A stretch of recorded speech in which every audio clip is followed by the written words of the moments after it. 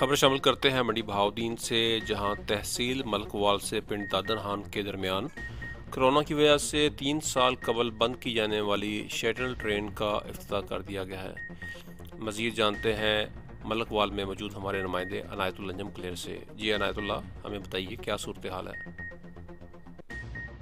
جی، corona وبا کی وجہ سے 3 سال قبل ملکوال اور پنڈ دادن خان کے درمیان ٹرین سروس کو معطل کر دیا گیا تھا، جس سے روزانہ سفر کرنے والے ہزاروں مسافروں کو شدید سفری مشکلات کا سامنا تھا۔ مسلم لیگ نون کے ایم این اے چودھری ناصر اقبال بسال نے عوامی مطالبے پر وزیر ریلویز خواجہ سعد رفیق اور چیئرمین ریلویز ظفر زمان رانجھا سے ملاقات کر کے ٹرین بحالی کا مطالبہ کیا تھا، جس پر آج ملکوال اسٹیشن پر ٹرین کا افتتاح کیا گیا،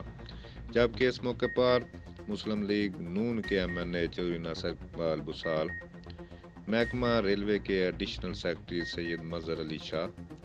ڈی سی او رملہ شاہد راؤ، ڈی ٹی او وقار النساء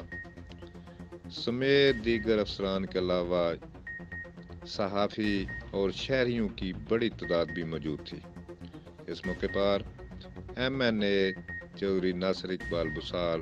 اور ریلوے افسران نے مسافروں سے کہا کہ ٹرین سروس کو کامیاب بنانے کے لیے ٹکٹ خرید کر سفر کریں۔